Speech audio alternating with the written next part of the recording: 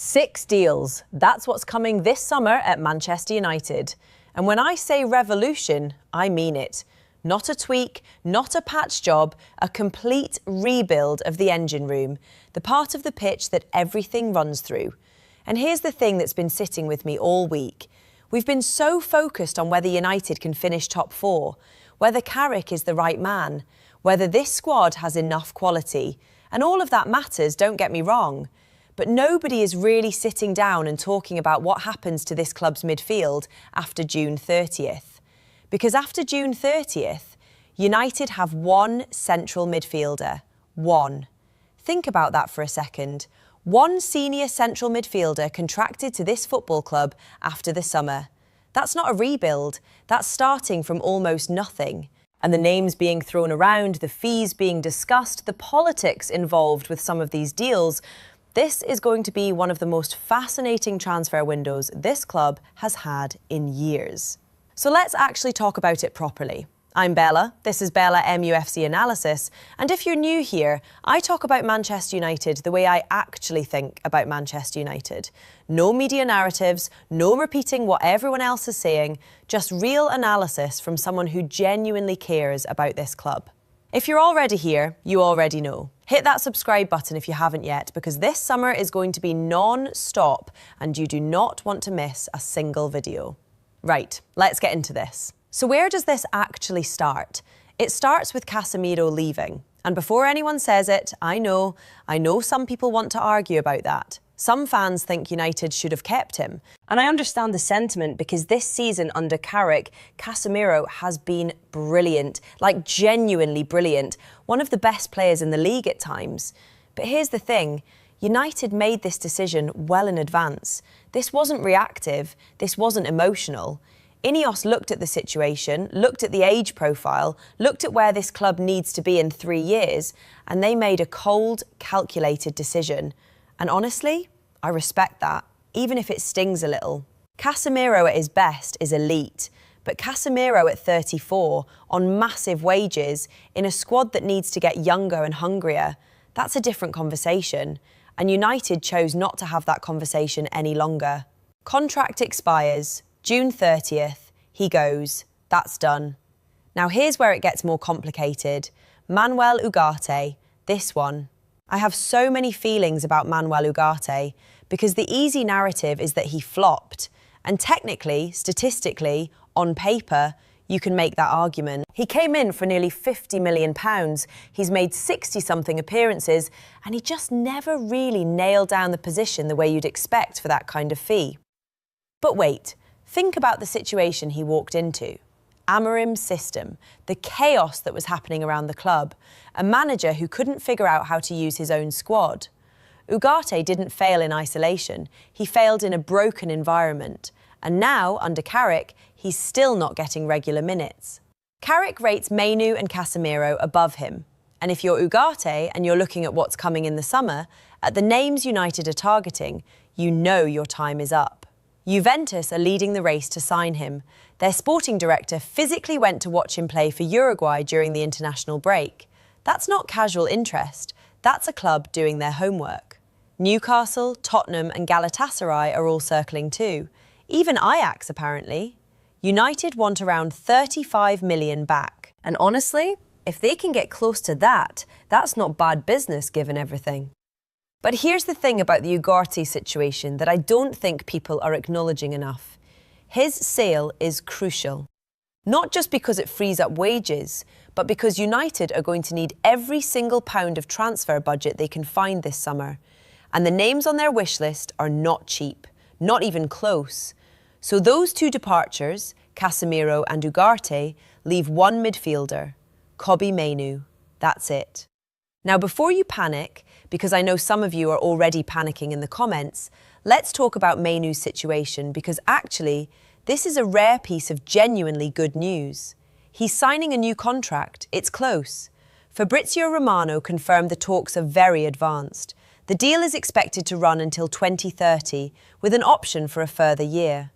And United are accelerating the whole process because they want it done before the World Cup. And if you understand what Mainoo went through this season, this moment feels significant. The kid was absolutely heartbroken under Amorim. Didn't start a single Premier League game. His own brother was wearing a t-shirt that said "Free Kobbie Mainoo" in the stands. Think about how that feels for a player who grew up at this club, who bleeds red, who finally broke through and then got frozen out. And then Carrick walks in, and within weeks, Mainoo is one of the first names on the team sheet. He runs the Manchester derby. He's back in the England squad. He looks like a completely different player. That story matters because it tells you everything about what a difference the right manager makes. And it tells you why United are so desperate to lock him in before anyone else gets any ideas. But now comes the big question, the one that defines this entire window. Who is coming in? Let's start with Elliot Anderson, because this is the deal. The one United want more than anything else in midfield. And it's also the most complicated, the most expensive, and arguably the most politically charged transfer of the summer.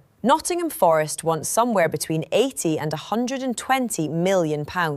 Yes, you heard that right, 120 million. For a 23-year-old who, brilliant as he is, has never played Champions League football. Now let me be clear, I love Elliot Anderson as a player. The way he carries the ball, the energy, the technical ability, the engine he has to get up and down. He is a genuinely elite talent. And for United, the idea of a midfield with Anderson, Mainoo and Bruno Fernandes is genuinely exciting. But here's the part nobody is sitting with long enough. Man City believe they have won this race. That's what the Mirror reported. City are confident. A £65 million deal. They think they've got it. And from what I've heard across multiple sources, Anderson himself has been leaning towards City. But wait, because here's the detail that makes this interesting. During England camp last week, Anderson posted an Instagram story with Kobbie Mainoo. Just the two of them standing together. And look, I'm not going to read too much into one photo. I'm really not. But when you're the most in-demand midfielder in England and you're posting content with a specific teammate from a specific club the week every transfer story in the world is about you, that's not nothing. That's not nothing. Tell me if I'm wrong here, but that felt deliberate. And this is where I genuinely don't know what happens. Because on one hand, City have money, they have Pep, they have Champions League football locked in. On the other hand, United are the club that made Anderson. His roots are in the northeast, sure, but his father is a United fan. There's history there. The question is whether Anderson wants to go somewhere and compete immediately at the highest level, or whether he wants to be the central figure in something being built. Because under Carrick, he could be that. He could be the midfielder that defines the next chapter of this club. For me, I hope he chooses United. But I'm not going to pretend it's a certainty, because it's not. And here's the financial reality. If Anderson goes to City for 65 million, United need a different plan. Because they're not going to match a 100 million plus fee and bring in a second midfielder and strengthen in other areas. The budget doesn't work that way. This is where Amadou Onana enters the conversation properly. Onana. Right. Let me tell you how I feel about this. On paper, he ticks so many boxes. 6'4", dominant in the air, physical as anything, Premier League proven, and he's only 24. He's got years ahead of him. And the interesting thing about United's interest in Onana is that it's not new. They tried to sign him when he left Everton in 2024, and he said no. He chose Aston Villa. He chose Unai Emery's project over United's chaos. And honestly, at the time, you can't blame him. United were a mess. But now the conversation is different. United are on the up. There's a real manager in the building. Champions League football could be coming back. And Onana himself has already hinted in interviews that he sees himself at a bigger club. Sky Sports confirmed this week that United are eyeing what they called a significant deal for Onana. Barcelona are also interested, and Villa, despite their financial pressures, are in a strong negotiating position because his contract runs until 2029. The price being discussed is around 50 million, which actually looks reasonable compared to what Forest are asking for Anderson. But here's my concern with the Onana move. And this is something I don't think enough people are considering.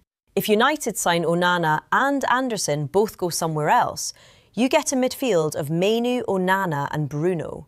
Now Bruno is drifting more into a 10 role under Carrick, which I think is correct. That version of Bruno is devastating. But then you need someone who can genuinely control possession from deep, break up attacks, and allow the other players to express themselves. Onana can do some of that, but he's more of an aggressive presser than a classic holding midfielder. And United have needed a true quarterback in midfield for years. This is where the deeper question lives. What type of midfielder does Carrick actually want? A destroyer? A technician?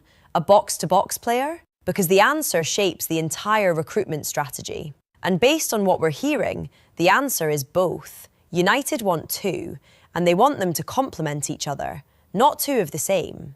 Now, let me bring in something that I think is being massively underreported. Leon Goretzka, free transfer, Bayern Munich.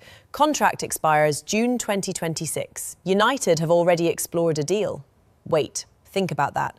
You can get a German international, a Champions League winner, a player with 12 years of elite European experience for zero transfer fee. And then use the money you would have spent on a transfer fee to fund one of your other moves.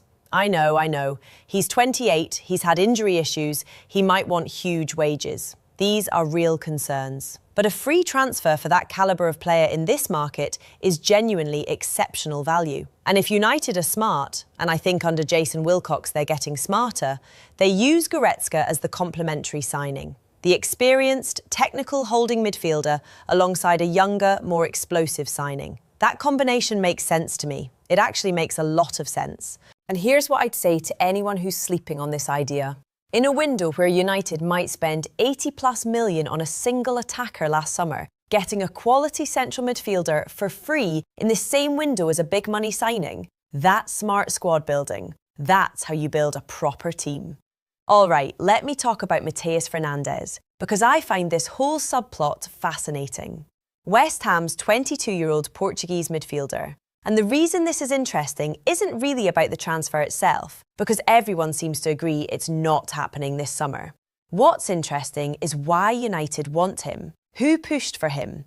Bruno Fernandes personally requested that United sign Matheus Fernandes as his long-term successor. Let that land for a second. Bruno is essentially saying, look, I'm not going to be here forever, and I want to make sure the club has the right person to take what I've built and continue it. That's not just team spirit. That's the player thinking about the legacy of the club beyond his own tenure, and I find that genuinely remarkable. Now, the problem is West Ham won't sell this summer. Liverpool have apparently already had conversations, so if United want him, they're going to have to move quickly, and probably move before someone else does. But given the budget pressures this summer, it probably does get pushed to 2027, which is fine, as long as no one else locks him up first. Let me zoom out for a second, because I want to talk about the bigger picture here. Everything in this transfer window for United is connected to one thing: Champions League qualification. United are currently third in the Premier League, 1 point above Aston Villa, 7 games to go. If they qualify, the budget opens up. The conversations with top targets change.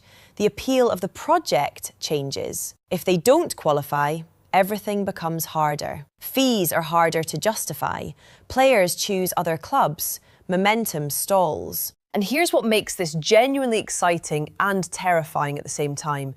Aston Villa are in 4th, and Villa are chasing Onana's signature too. So you have a situation where the same club that United need to finish above in the league is also competing for the same midfielder. The irony is almost poetic. If Villa get Champions League, they might keep Onana. If they don't, financial pressures could force a sale.